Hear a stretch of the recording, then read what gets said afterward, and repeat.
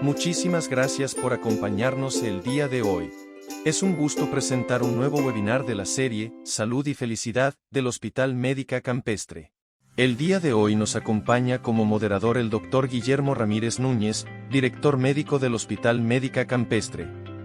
El Dr. Ramírez es médico cirujano y partero por la Universidad Michoacana de San Nicolás de Hidalgo. Tiene una especialidad en gestión hospitalaria por la European Business School, una maestría en administración de hospitales y servicios de salud por la Universidad Cuauhtémoc, y un doctorado en administración por la Universidad IEXPRO. Les damos la más cordial bienvenida. Comenzamos nuestro webinar.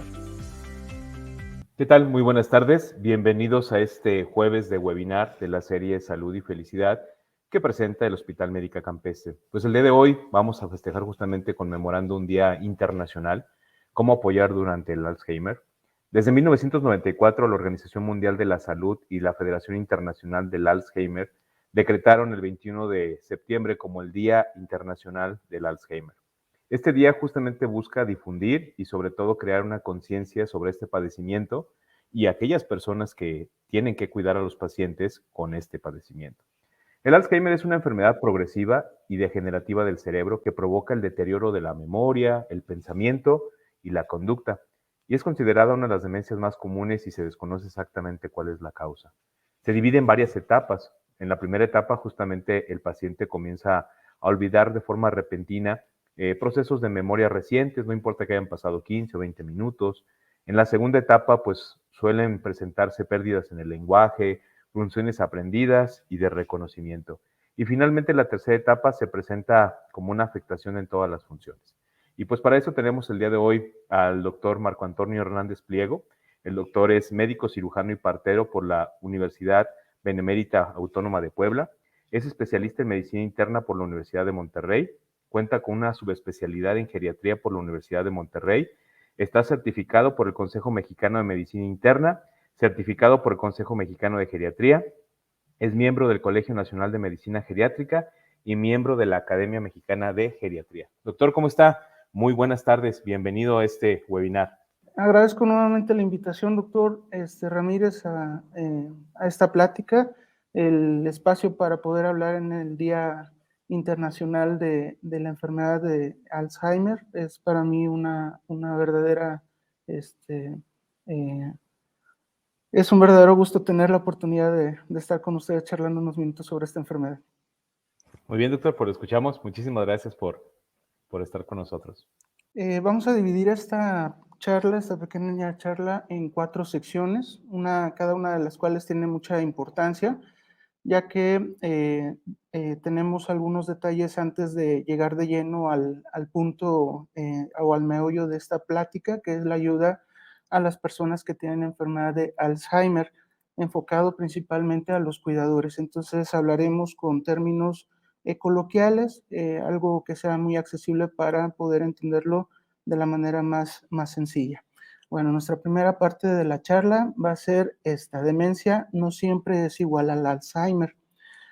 La demencia en sí es una patología que involucra la pérdida o la alteración de las funciones mentales superiores. No es solamente una sola enfermedad.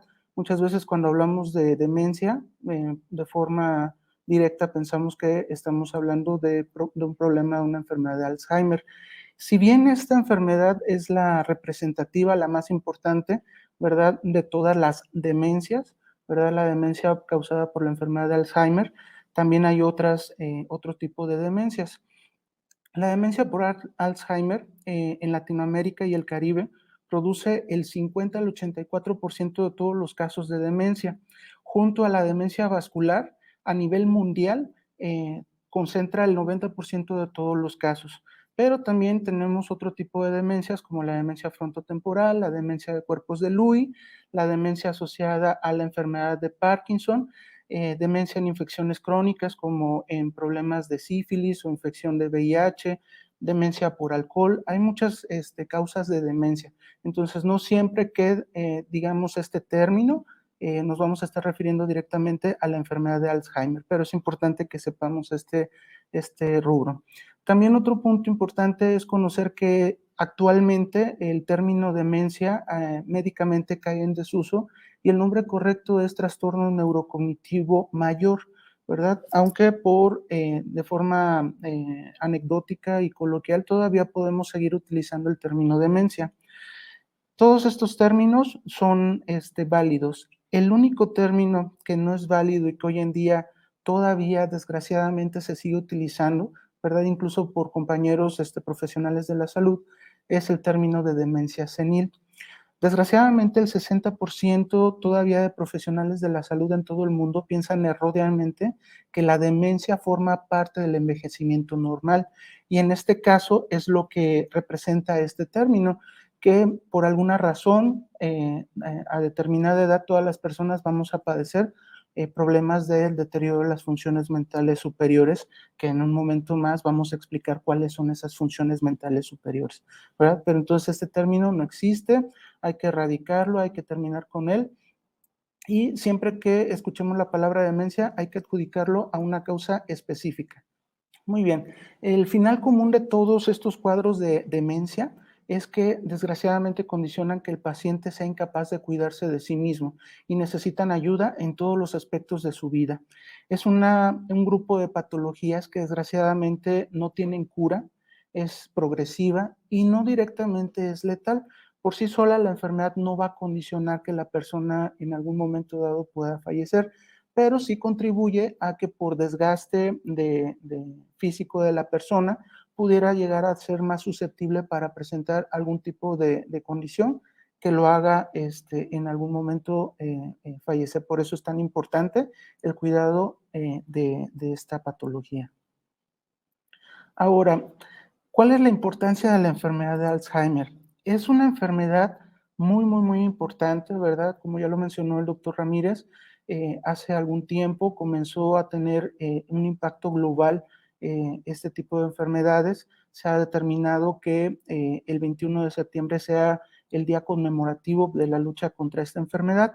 La asociación más importante a nivel internacional es la Alzheimer Disease International, que en este año tiene un eslogan de nunca muy temprano, nunca muy tarde, ¿verdad? Es una organización que se encarga de difundir información acerca de esta enfermedad tan importante para que llegue esa información tanto a los profesionales de la salud que tratan estas enfermedades, a los profesionales de la salud que no necesariamente tratan este grupo de patología y también, sobre todo, al público en general, a las personas que finalmente van a ser las encargadas de tener al cuidado a este tipo de pacientes. Esta enfermedad no conoce fronteras sociales, no conoce fronteras económicas ni geográficas, entonces está distribuida a todo lo ancho de nuestro planeta, ¿verdad? Y desgraciadamente no va a haber una sección que pueda decir que se salve de esta patología, por eso es tan importante a nivel global. Actualmente, en el último reporte de esta asociación u organización, nos reportan que tenemos una población de 55 millones de personas que padecen la enfermedad de Alzheimer. Y esto va a ir incrementando. Se proyecta que para el 2050 esta población sea de 139 millones. Para tener un contexto de referencia, en esta parte puse unos números, ¿verdad? Donde si bien para la población global de 7.900 millones tal vez no pudiera ser tan impactante, ¿verdad? Podríamos tomar en cuenta, por ejemplo, la población de Colombia, que en el 2020 era de 50.9 millones. Entonces, hoy en día es la población con demencia del tamaño de, por ejemplo, de Colombia. Y para el 2050 sería la población del tamaño de la población en el 2020 del país de México. ¿Okay? Entonces es muy, muy prevalente. A pesar de ser tan global, desgraciadamente el 75% de estas personas no reciben diagnóstico. Es decir, por cada persona que recibe el diagnóstico de enfermedad de Alzheimer, hay 3 que no tienen el diagnóstico. Importante que 40% podrían tener un retraso o reducir la progresión de la enfermedad y 85% no llegan incluso a recibir el apoyo a pesar de ya tener el diagnóstico de la enfermedad. Entonces, todos estos rubros son los que hace importante esta patología. Entonces, el plan de acción a nivel mundial de la Organización Mundial de la Salud, pues es mejorar la vida de aquellos que viven con demencia, al igual que de sus cuidadores, y pues mitigar los efectos que condicionan en la población en general. Eh, para concluir esta segunda fracción de la charla, vamos a mencionar cuáles son los aspectos que la organización nos menciona que debemos de tener en cuenta para poder pensar que la persona puede llegar a padecer este tipo de patología. Podemos pensar o sospechar en aquellos que tienen pérdida de la memoria, cualquier tipo de memoria, ya sea de memoria diferida o de memoria reciente, ¿verdad? Dificultad para realizar tareas familiares, aquello que ellos hacían o que nosotros hacemos de forma común, de momento tener problemas para llevarlos a cabo, problemas en el lenguaje, desorientación en tiempo y espacio, alteraciones del juicio, ¿verdad? También problemas en el mantener una secuencia de las cosas que hacemos, que nosotros podemos hacer de forma normal y que de momento tenemos alteraciones para poder llevar la secuencia de ello. Que tengamos problemas para guardando cosas fuera del lugar normal y que por eso se nos llegan a perder con gran facilidad. Cambios en el estado de ánimo, cambios en la conducta, problemas con la relación visoespacial y también un punto muy importante es aquellas personas que de momento vemos que comienzan a aislarse de actividades sociales y del trabajo. Una persona que de momento llega a tener alteraciones en sus actividades que normalmente llevaba a cabo y que de momento no la vemos participando, pues no es un foco de llamada de atención. Ahora, unos rubros muy, muy generales de la enfermedad de Alzheimer, vamos a desmenuzar el término o los términos más generales de esta enfermedad para poder saber de qué estamos hablando, sobre todo para aquellos que pues apenas estamos conociendo de qué se trata esta enfermedad. Bueno, la enfermedad de Alzheimer es una enfermedad neurodegenerativa, es progresiva, como lo habíamos mencionado, al igual que todas las demencias, y está caracterizada por alteraciones cognitivas, conductuales y funcionales. Vamos a ir desmenuzando cada uno de estos detalles. ¿A qué nos referimos con neurodegeneración? Bueno, la neurodegeneración es un proceso fisiopatológico, un proceso de alteraciones en las células y en el funcionamiento de las células del sistema nervioso central. Cuando tienen este tipo de degeneración, hacen que la parte de la sustancia gris, ¿verdad? O la corteza del tejido cerebral se vea disminuida, se vea más delgada, sobre todo en el lóbulo temporal, aunque pueda afectar también algunas otras áreas del cerebro. Y esta situación es condicionada por unas características muy, muy, muy específicas que a la hora de revisar, por ejemplo, el tejido del cerebro de estas personas, vemos acumulación de placas de beta amiloide, vemos acumulación de ovillos neurofibrilares intracelulares condicionados por un tipo de proteína hiperfosforilada que se llama tau. Y esto pues finalmente también va a dar impacto en el deterioro de la unión de las células cerebrales, condicionando muerte de estas células. Entonces, el final común es que vamos a tener una alteración de la función de las células del sistema nervioso central por neurodegeneración. ¿Okay? ¿Por qué progresiva? Bueno, la enfermedad va a ir avanzando. Tenemos 3 etapas clínicas, ¿verdad? Que podemos llamar la fase inicial, fase moderada y la fase grave. La fase inicial es caracterizada por fallas en la memoria reciente, cosas que, por ejemplo, como mencionamos hace un momentito, dejamos las llaves en tal lugar y no nos acordamos dónde las habíamos dejado. Cambios de comportamiento, una persona que de momento comienza a ser más agresiva, comienza a ser más efusiva en su forma de ser, bueno, estas son unas características de esta etapa. Desorientación, puede tener agresividad y disminución de la concentración. La fase moderada de Alzheimer incluye tener pérdida de memoria, la repetición de actos, puede repetir palabras, puede repetir acciones, quiere volver a comer, ¿verdad? La persona, porque no se acuerda que ya comió, entonces tiene esta tendencia. Pierde el reconocimiento de familiares, los confunde, a los hijos piensa que son sus hermanas o la persona que lo cuida cree que es su mamá, ¿verdad? Alteraciones de la lucidez y confusión mental. Igual también continúan algunas personas teniendo agresividad, tiene dependencia del cuidador y tiene olvido de algunas palabras, no encuentran las palabras para poder describir lo que necesita tomar, lo que necesita hacer, ¿verdad? Pásame y no encuentran las palabras. En la fase grave tenemos a una persona con dependencia física total, ¿verdad? Es una persona que tiene una pérdida de la capacidad del habla, ocasionalmente tiene solamente monosílabos, ¿verdad? O llega a tener palabras separadas.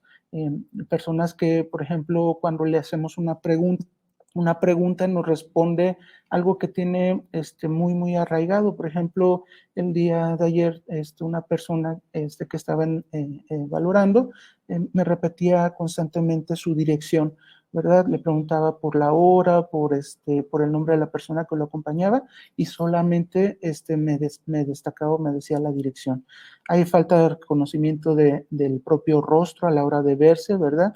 Esto también pasa coloquialmente en algunas personas y algunas familias incluso nos comentan que llegan a tapar los espejos para que la persona no llegue a encontrarse ansiosa o agresiva porque no sepa que el reflejo de quien está viendo es de él mismo. Tienen incontinencia y pueden tener una necesidad de asistencia para su alimentación. Esto finalmente pertenece a la evolución de una situación que ya se va anunciando, es una crónica de una situación ya muy anunciada, ¿verdad? Hoy en día hay muchos ensayos clínicos que están tratando de determinar, poder identificar la enfermedad antes incluso de que presente síntomas. Esa es una fase que se llama preclínica. Posteriormente tenemos un escalón antes de la demencia que se llama deterioro cognitivo leve, ¿verdad? En donde podemos comenzar a tener alteraciones y es un porcentaje de personas que llegan a consulta precisamente llegan con cambios muy sutiles, de olvidos, le llamamos no elaborados, ¿verdad?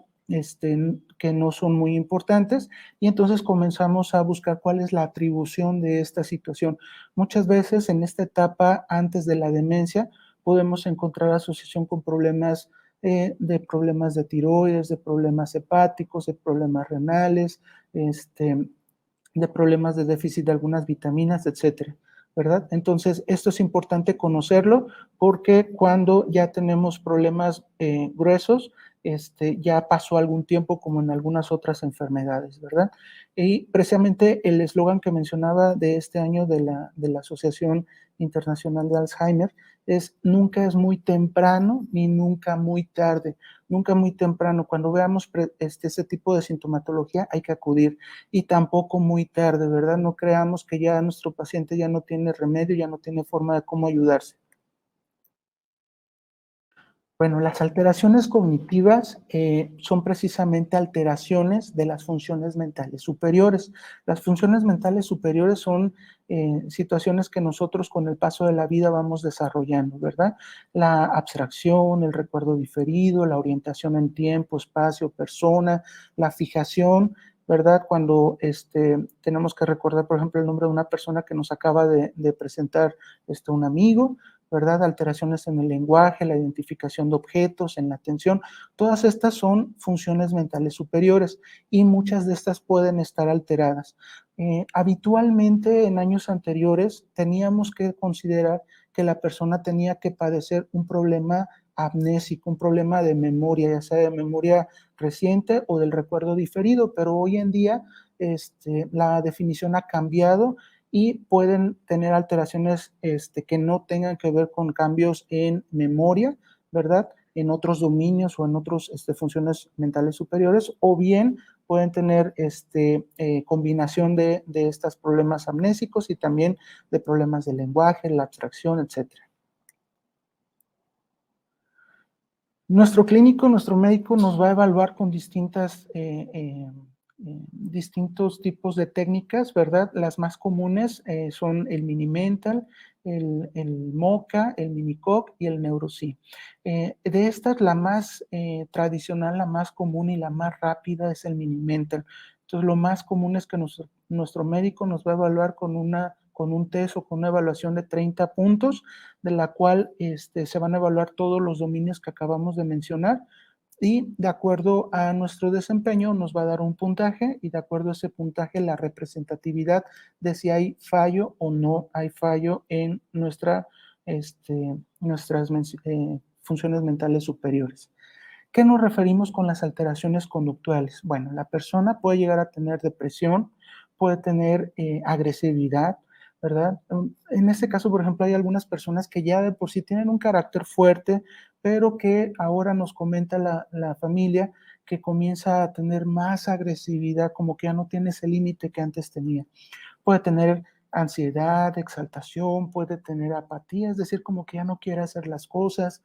Y una de las cosas bien comunes y que siempre les menciono a mis pacientes, las alteraciones del sueño. Una alteración del sueño no es normal. El tener insomnio, que es la más común de todas las alteraciones del sueño, las parasomnias, no es algo normal. Normalmente responde a trastornos de ansiedad, a trastornos de depresión, y se tiene que manejar, ¿verdad? También nuestro paciente puede llegar a tener desinhibición, personas que de momento comienzan a decir palabras que nunca habían ocupado en su vida, palabras antisonantes, o que se comienzan a quitar ropa frente a las personas sin que esto fuera una actividad habitual. Pueden tener alucinaciones visuales, ¿verdad? Que vean cosas, pueden tener alucinaciones auditivas, que escuchen, ¿verdad? A personas que conocen, o ruidos extraños, ¿verdad? Que no están presentes. Y otra característica es que tienen alteraciones del apetito, tienen muy poca hambre. Las alteraciones funcionales. ¿Cuáles son las alteraciones funcionales? Bueno, en el estudio de un paciente adulto mayor, las dividimos en dos.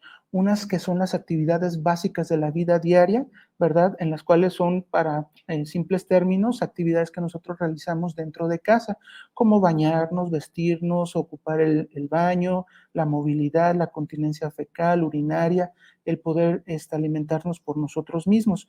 Esas alteraciones, ¿verdad? Normalmente no las interrogamos o nos las describe el familiar, ¿no? Que ya está necesitando asistencia para alguna de estas actividades. Y el otro rubro son las actividades instrumentadas de la vida diaria, que son actividades que normalmente se llevan a cabo fuera de la casa, ¿verdad? ¿Como qué actividades? Pues el uso de teléfono, poder hacer alguna compra, elaborar algún alimento, el cuidado de la casa, barrer, trapear, lavado de la ropa, uso de medios de transporte, ¿verdad? La responsabilidad de la medicación y el manejo de asuntos económicos. Todo ese tipo de cuestiones son importantes, y cuando somos dependientes para ello, bueno, entonces son datos de alarma que tomar en cuenta, y entonces consideramos que la persona es dependiente para la actividad instrumentada de la vida diaria. ¿De acuerdo? Esta situación la vamos a evaluar en el consultorio de forma directa, al pedir a la persona que camine, que marche, que gire, que se levante y que se siente de la silla, para poder verificar cómo es su fuerza, cómo es su desempeño. Hay distintas test que ocupamos, como el test de levántate y anda, entre otras valoraciones cortas para poder valorar el desempeño. Algunas también incluyen de nuevo preguntar algunos detalles para determinar si la persona tiene alteraciones funcionales. ¿Cuáles son los factores de riesgo de la demencia? Bueno, estos 12 factores son muy importantes. Cada uno se ha relacionado con un porcentaje de contribución para el desarrollo de enfermedad de Alzheimer principalmente, ¿verdad? Y en su conjunto nos comentan que pueden llegar, incluso cuando se manejan o se modifican o se tratan, bajar o disminuir el riesgo hasta de un 54%, al sumar el evitar estos factores de riesgo, los 12 factores de riesgo. ¿Cuáles son? La inactividad física, el fumar, el consumo excesivo de alcohol, la contaminación del aire, lesiones en la cabeza. Esto lo describen mucho las personas porque creen que un problema de demencia normalmente tienen relación con lesiones en la cabeza. Si bien el porcentaje es mínimo, sí también contribuye. contacto social infrecuente, el nivel de educación muy bajo o el analfabetismo, ¿verdad? Hoy en día está determinado que en los países tercermundistas, desgraciadamente, tenemos un riesgo mayor de presentar este tipo de deterioro. Obesidad, la hipertensión, la diabetes, la depresión y alteraciones en la audición. Por eso también es muy importante que una persona que comienza a tener alteraciones de la audición sea evaluada en forma temprana. Cuestiones también de visión pueden tener también relación con deterioro de las funciones mentales superiores. El apoyo paraclínico. Bueno, nuestro médico nos va a pedir algunas valoraciones. La mayoría son dirigidas de acuerdo a las características que encontramos en la valoración clínica de nuestro paciente, como pedir la posibilidad de que nos muestren un perfil de la tiroides, un perfil del hígado, una cuantificación, por ejemplo, de vitamina D, de vitamina B12, que pueden tener relación con deterioro cognitivo, pruebas virales en caso de que tengamos factores de riesgo o de sífilis, ¿verdad? Y cuando tenemos esta situación de dudas o en etapas muy tempranas, podemos solicitar la búsqueda de algunas partículas que cruzan la barrera hematoencefálica cuando está dañada y podemos encontrarlas ya en el líquido en el que está suspendido el cerebro y que también fluye a través de la médula espinal por la parte de la espalda, ¿verdad? Pero este último estudio normalmente es poco recurrente, es poco empleado, ¿verdad? Pero bueno, es parte del panorama que tenemos que tener de conocimiento. Y muy importante es una imagen del cerebro, ¿verdad? Por lo menos una tomografía nos va a ayudar a determinar cuestiones de tamaño, alteraciones del volumen en algunas áreas o regiones del cerebro, ¿verdad? Una resonancia magnética nos puede ayudar a definir cuestiones que a lo mejor en la tomografía no logramos identificar, ¿verdad? Y estudios más avanzados, más caros y menos accesibles como el PET también son utilizados para el diagnóstico de esta enfermedad. En cuanto al tratamiento, lo vamos a dividir en dos grupos. Uno es el tratamiento farmacológico, ¿verdad? Que depende del médico, y otro es el tratamiento no farmacológico, que en esto, a partir de aquí vamos a ir comenzando a hablar algunos detalles sobre el apoyo que nosotros como cuidadores vamos a ofertar a nuestro paciente. Es muy importante conocer que este tipo de tratamiento no farmacológico, lo repito constantemente en la consulta, ¿verdad? Y lo repetimos todos los compañeros que vemos este tipo de patologías, es inclusive más importante que el tratamiento farmacológico.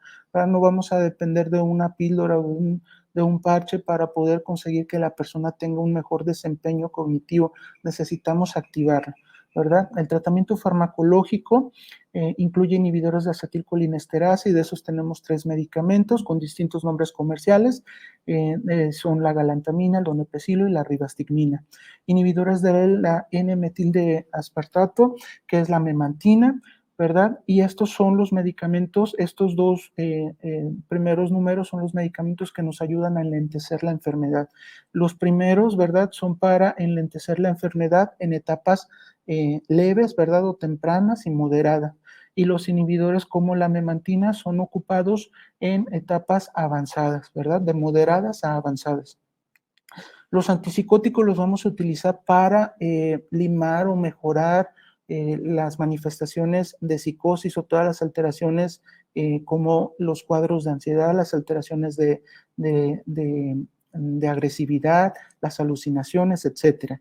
Y recientemente han estado trabajando con anticuerpos monoclonales también para tratar incluso de modificar la evolución de la enfermedad, ¿verdad? Hace un par de años estuvo ya autorizado por la FDA este anticuerpo monoclonal, el aducanumab, que hoy en día todavía no tenemos el acceso en México. Lo que sí sabemos es que es muy costoso. Estamos hablando de unos 56,000 dólares por año, ¿verdad? Que es poquito más de 1 millón de pesos por año. El tratamiento se administra cada mes, se infunde intravenoso y como cualquier otro medicamento puede llegar a tener reacciones alérgicas, etcétera. Pero bueno, también tener el conocimiento de este medicamento. Hay otros que están actualmente en fases de estudio. Y bueno, el tratamiento no farmacológico son la terapia cognitiva, la terapia ocupacional y la terapia física. Estos detalles son muy importantes porque van a hacer que nuestro paciente tenga contacto con aquello que va a estimular el cerebro. Y si bien yo les pongo la analogía como un carro, aunque sea un carro nuevo, si lo dejamos estacionado, ¿verdad? Durante mucho tiempo el carro se va a echar a perder, va a comenzar a fallar, las llantas se van a descarapelar, etcétera. Entonces, la persona no tenemos que aislarla, al contrario, necesitamos involucrarla en todos los aspectos de la vida, ¿verdad? Para que esté estimulado y no tenga degeneración y progresión de la enfermedad. ¿Quién diagnostica y sigue a nuestro paciente? Bueno, tenemos a 3 especialistas que nos pueden ayudar con este tipo de patologías: el neurólogo, el geriatra y el psiquiatra, ¿verdad? Sobre estas especialidades hay algunos compañeros que hacen una preparación de alta especialidad, ¿verdad? Que, por ejemplo, son los neurogeriatras y los psicogeriatras. Los neurogeriatras pueden ser neurólogos, ¿verdad? O geriatras, y los psicogeriatras pueden ser geriatras o psiquiatras que hacen una preparación extra para este tipo de patologías del adulto mayor.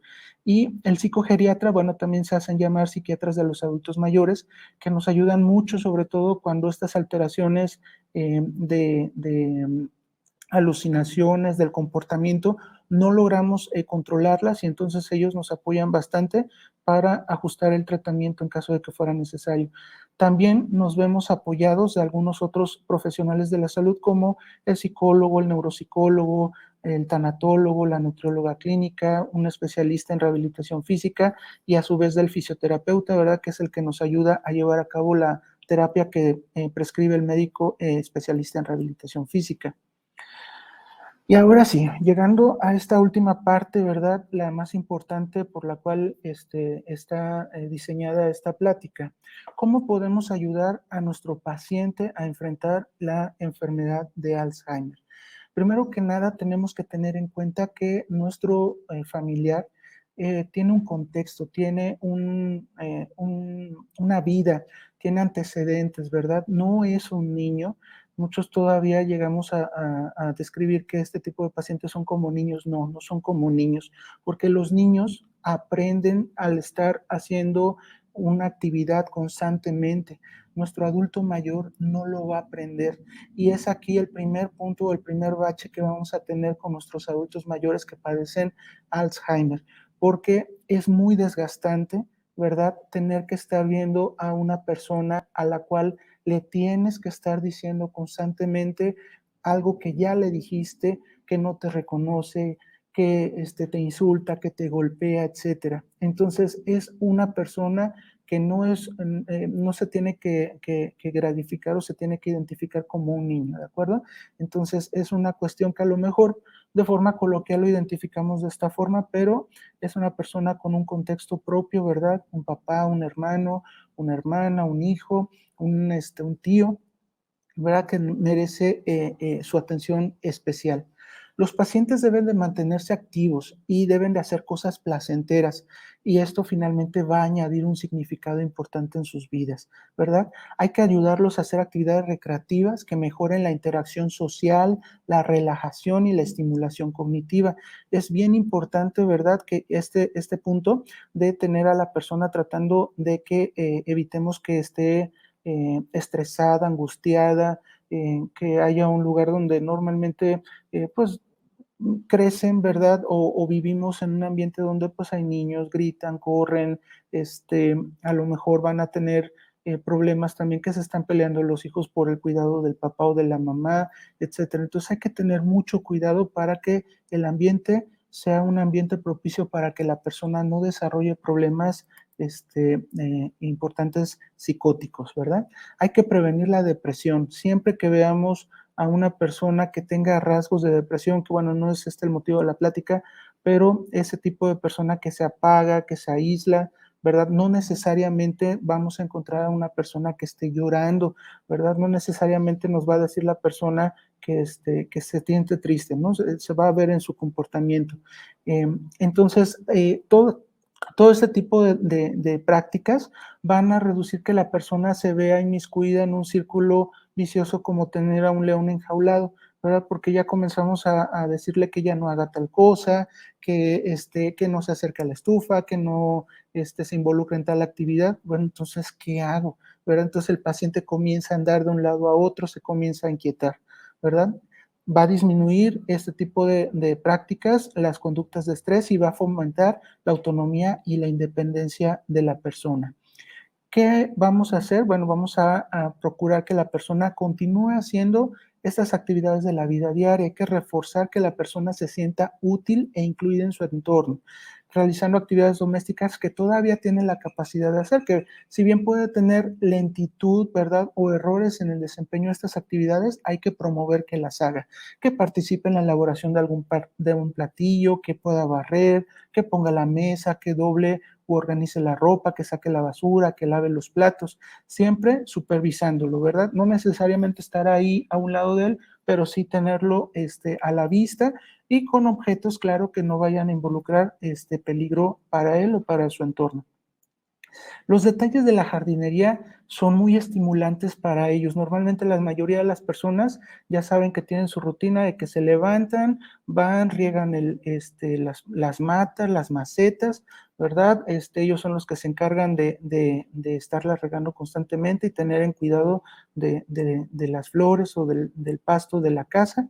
Y esto les ayuda, es una actividad muy relajante también para ellos. ¿Ok? La interacción con los pequeños. Como les decía hace un momento, es muy diferente tener interacción constante con los nietos, los hijos, los vecinos, a tener una interacción eh, ocasional, diseñada, bien controlada, ¿verdad? Y este tipo de actividades pueden ser divertidas y muy útiles para las personas de Alzheimer, que tienen enfermedad de Alzheimer. En algunos asilos en Estados Unidos incluso tienen programas y han desarrollado algunos estudios donde ven que las personas tienen una mejoría en el desempeño de sus funciones cuando interactúan con niños, ¿verdad? ¿Qué podemos hacer con los pequeños y con nuestros familiares con enfermedad de Alzheimer? Los podemos poner a jugar algún juego de mesa, leer cuentos, historias o algún libro, ir de visita con personas donde haya niños o bien en el parque o algún lugar, alguna fiestecita donde haya niños y eso les estimula, ¿verdad? Estas actividades también han sido incluso captadas, hoy en día en las redes sociales están, ¿verdad? Muy representadas, ¿verdad? Personas que incluso tienen una enfermedad de Alzheimer moderada o avanzada, pero que tienen una memoria musical todavía conservada, que si las ponen frente al piano, podrán no reconocer a los familiares, pero pueden volver a tocar una pieza muy representativa para ellos, ¿verdad? O estudios en donde ponen la música a las personas que ya tienen un deterioro muy avanzado y comienzan a cantar, personas que incluso ya habían, recordemos que en la etapa avanzada de la enfermedad, incluso ya hablan con palabras muy cortas, ¿verdad? Pero en este caso la estimulación de la memoria musical los hace cantar, ¿verdad? Hay que promover el baile. Todo este tipo de estímulos pues trae recuerdos, trae vivencias y la mayoría de las veces trae felicidad.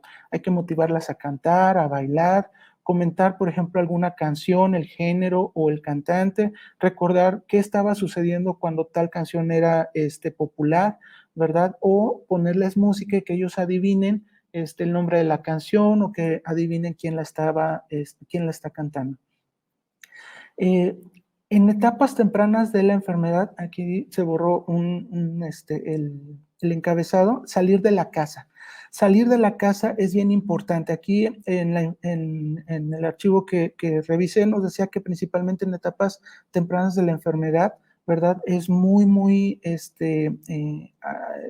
útil porque los distrae, ¿verdad? Pero este tipo de actividad depende de la funcionalidad del paciente.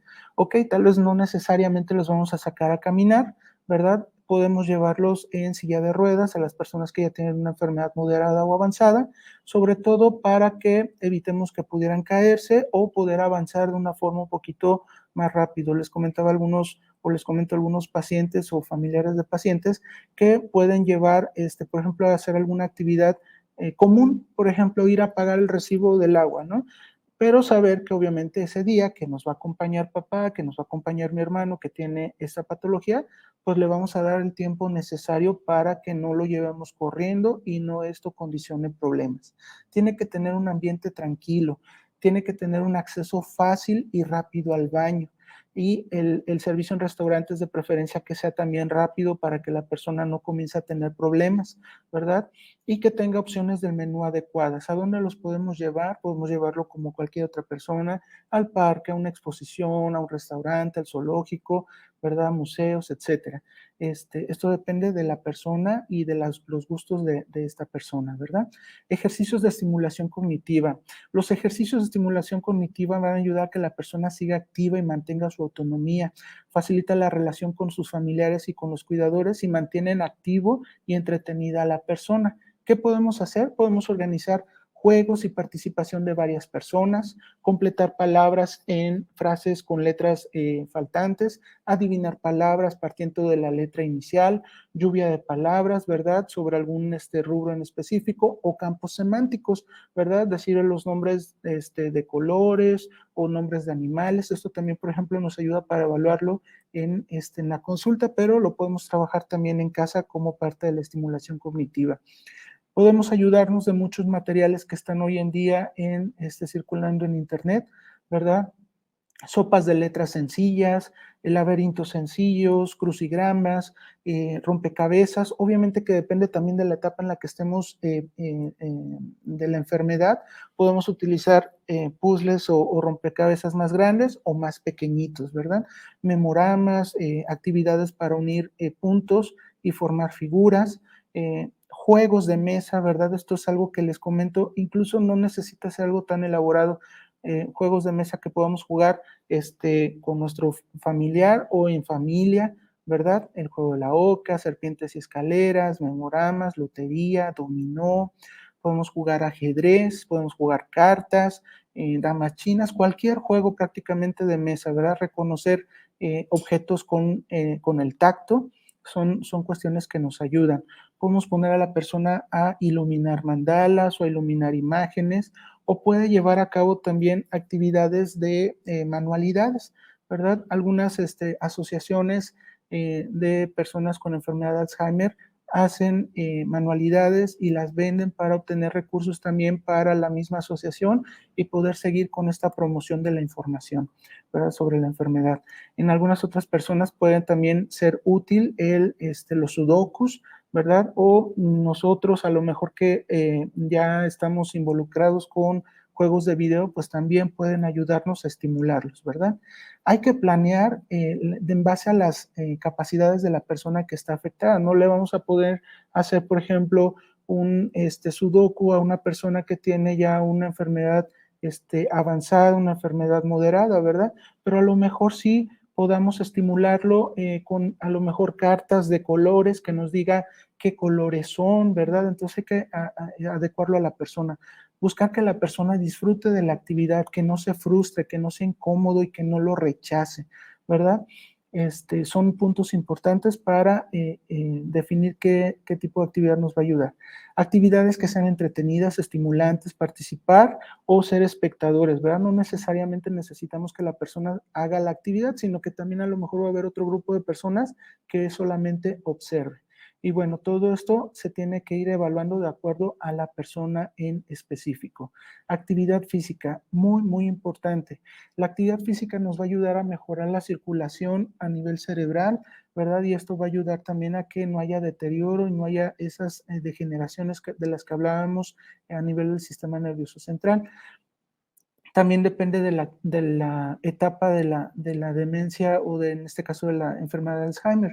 Podemos, en personas que todavía están en una etapa leve, pues pedirles que lleven a cabo tai chi, yoga, incluso algún tipo de ejercicio como la bicicleta elíptica, natación, etcétera, ¿verdad? Y en personas que ya tienen algún tipo de restricción, bueno, ponerlas a ponerse de pie, sentarse, hacer ejercicios con pesas que sean muy pequeñitas de 1 a 2 libras, pasar pelotas, empujar con los pies cartones donde podamos poner peluches u objetos que vayan incrementando el peso, etcétera, ¿verdad? Esto depende prácticamente de la capacidad que todavía tenga la persona e idealmente tiene que ser valorado por un médico especialista en rehabilitación física para que nos diga exactamente qué tipo de actividad puede hacer nuestra persona, nuestro familiar o paciente, sin que se vaya a lesionar, ¿de acuerdo?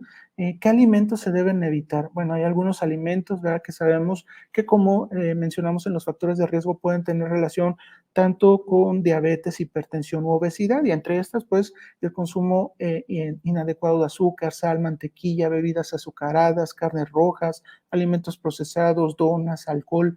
Todos estos alimentos hay que tratar de evitarlos, ¿ok? Sí los pueden utilizar de vez en cuando, pero siempre hay que tratar de que sea muy poquito o muy eventual. ¿Qué alimentos nos pueden ayudar a prevenir la demencia?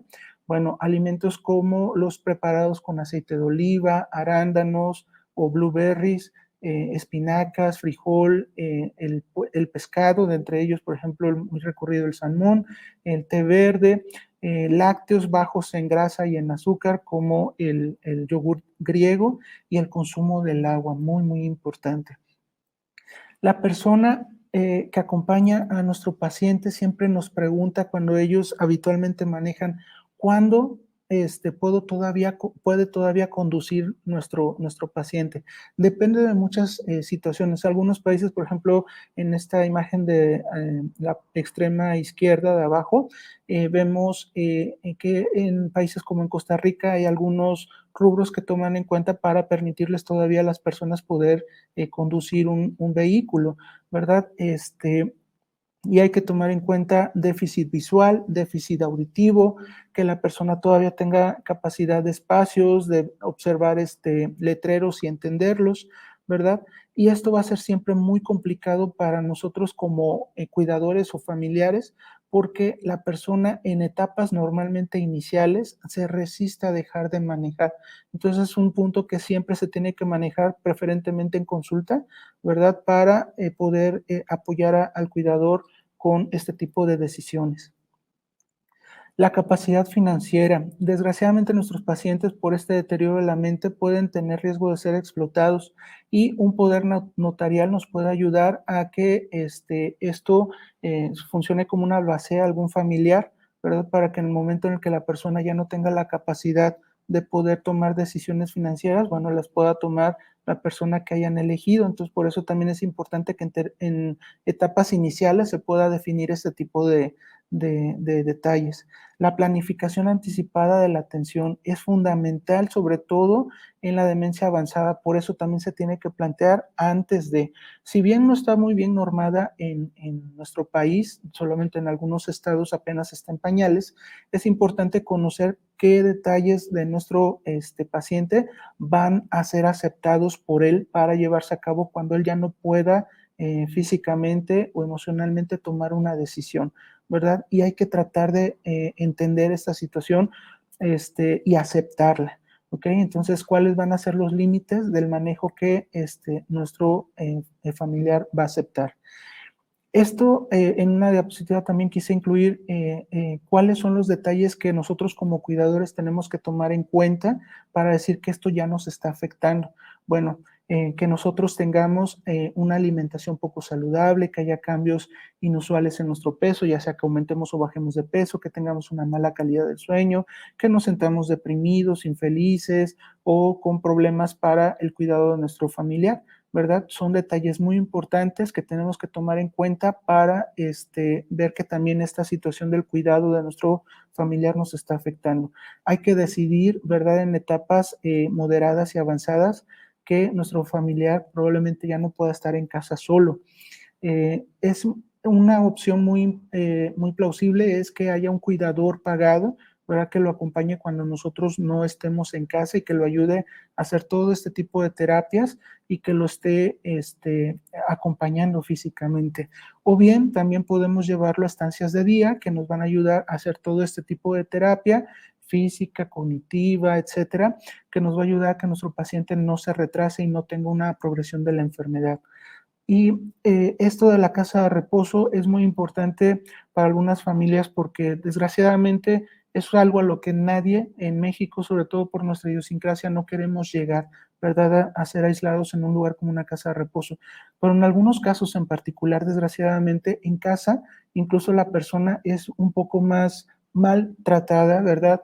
O agredida emocionalmente, físicamente, sin que nosotros realmente lo estemos queriendo, ¿verdad? Y ocasionalmente este tipo de decisiones de que estén en un lugar donde van a procurarlos de una forma diferente cuando nosotros a lo mejor estemos colapsados, ¿verdad? Etcétera, probablemente sea la mejor decisión para algunos de los casos. Entonces, todo este tipo de cuestiones pues va a repercutir en que nuestro adulto con enfermedad de Alzheimer, ¿verdad? Tenga un enlentecimiento de la enfermedad y que viva funcional la mayor parte del tiempo que Dios quiera que esté con nosotros, ¿verdad? Entonces es muy importante. Y ya por último, bueno, tenemos mucha información, hay que acceder a ella. La más fácil de acceder pues está en internet. Tenemos la Alzheimer Disease International, tenemos la Federación Mexicana de Alzheimer, que también depende de esta misma, tenemos la Dementia Friends, ¿verdad? Y programas de el DIF. A nivel local hay un instituto, bueno, este es privado, ¿verdad? Se llama, es un comercial, que también tiene actividades al público en general. Recientemente en estos días, en el marco también del Día del Alzheimer, está promoviendo también un evento de jardinería para el público en general. Entonces hay que buscar información, ¿verdad?, para poder ayudar a nuestro paciente con Alzheimer y que le demos una calidad de vida que se merece. Bueno, pues aunque sea correteado, esto es todo por mi parte. Espero que sea provechoso esta pequeña información. Es mucha, ¿verdad? A veces, como les digo, en la consulta es difícil de digerir tanta información, pero bueno, estamos para poderlos apoyar con mucho gusto. Se puede hablar tan detalladamente de todas las necesidades y de todo lo que el paciente requiere. Y pues esto es una medida de apoyo para todas las personas, los familiares, el mismo paciente, pues todos los que están alrededor, puedan visualizar. El tiempo ya se nos vino encima, pero sí, si me da oportunidad, le quiero realizar por lo menos un par de preguntas que nos están haciendo aquí las Claro personas que que sí, nos con mucho gusto. acompañan. Gracias, Doc. María del... Cuando una persona padece Alzheimer, ¿es preferible seguirle la corriente o tratar de hacerle recordar cómo es la realidad? Sí, mire, esa pregunta es bien común en la consulta. Tenemos dos opciones. Una, darle o sacar por la tangente a la persona. Cuando una persona tiene un error y tiene enfermedad de Alzheimer, no necesariamente la tenemos que corregir en ese momento. ¿Por qué? Porque al ratito, como les digo, probablemente de acuerdo a la etapa clínica de la enfermedad puede olvidarlo. Y entonces nosotros nos vamos a comenzar a frustrar. Es que mamá ya te lo había dicho, es que ya te había comentado esto, aquello. Si es algo que no tiene importancia, hay que distraer al paciente, sacarlo de ese momento, ¿verdad? No es necesario corregirlo de forma tajante, ¿verdad? O bien cuando realmente la información de la que estemos hablando es muy, muy importante, probablemente sea necesario tratar de encontrar palabras o situaciones que sean cómodas de digerir para nuestro familiar, ¿verdad? Pero no, la mayor parte de las veces es preferible seguirle la corriente a lo que está diciendo nuestro familiar. Ejemplo, la persona que nos dice que acaba de venir su esposa, el señor nos dice que acaba de venir su esposa, pero el hijo nos dice, es que su esposa falleció hace 5 o 10 años. No hay problema, distráelo en ese momento. Ah, está bien, papá, vamos a hacer tal actividad. Entonces sacarlo por la tangente. Muchísimas gracias. Nos pregunta Susana Novelo, ¿la desinhibición puede ser perturbadora para los demás? ¿Qué se debe hacer en ese momento, doctor? Igual, cambiar de actividad. Siempre que tengamos alguna manifestación que sea difícil de controlar, hay que tratar de llevarlo. Papá, mamá, ayúdame a hacer tal cosa. y mientras le vas pasando la ropa y mientras lo vas calmando, si es que la desinhibición se trata de palabras inapropiadas, etcétera, ¿verdad? Tal vez acostumbrarse en parte, ¿verdad? Y sobre todo entender que cuando llegamos a cierto momento en el que este tipo de manifestaciones son incómodas y difíciles de poder manejar en casita, entonces podemos asistir con nuestro médico para que ajuste el tratamiento con los antipsicóticos y este tipo de manifestaciones disminuyan. Perfecto, doctor. Doctor, y la pregunta que nos están realizando muy frecuentemente, ¿dónde podemos encontrar para una valoración y un seguimiento para nuestros pacientes? Claro, con mucho gusto estamos en el consultorio 5 de consultorio de especialidades médicas de Médica Campestre, ¿verdad? Tenemos consulta en las mañanas y en las tardes para poder ajustarnos al horario que más sea favorable para ustedes. Muchísimas gracias, doctor. Muchísimas gracias por su tiempo, muchísimas gracias por la presentación. Y un tema muy interesante, la verdad, y justamente, pues, es una situación que requiere un seguimiento muy adecuado, especialmente por un médico geriatra como usted. Y pues justamente la recomendación es a aquellas personas que tengan algún familiar, algún conocido, justamente acudan con un profesional. El doctor ya manejó quiénes son los especialistas que deben de manejar a estos pacientes para dar el seguimiento y eso es lo más adecuado. Doctor, pues muchísimas gracias. A nombre del Hospital Médica Campestre le vamos a hacer llegar el presente reconocimiento por su participación el día de hoy. Y pues bueno, queda la puerta Gracias. abierta para futuras invitaciones, doctor. Con mucho gusto estamos disponibles. Muchísimas gracias, doctor. Bueno, también quiero agradecer a todos ustedes por su tiempo y sobre todo porque cada 8 días nos siguen a través de esta serie Salud y Felicidad. Y pues justamente les recuerdo que pueden descargar la revista Salud y Felicidad. Vamos en el número 77 de la serie, donde podrán encontrar así como otros temas de interés y compartirlo a través de sus redes sociales. Y bueno, también la próxima semana quiero invitarlos a hacerles extensiva la invitación para ver un webinar más de la serie Salud y Felicidad, donde vamos a abordar el tema ¿cuándo debo de realizarme una endoscopía? El doctor Francisco José Lugo Gutiérrez nos ayudará y nos dará mucha información al respecto. Muchísimas gracias, doctor. Muchísimas gracias por su tiempo. Con mucho gusto. Hasta luego.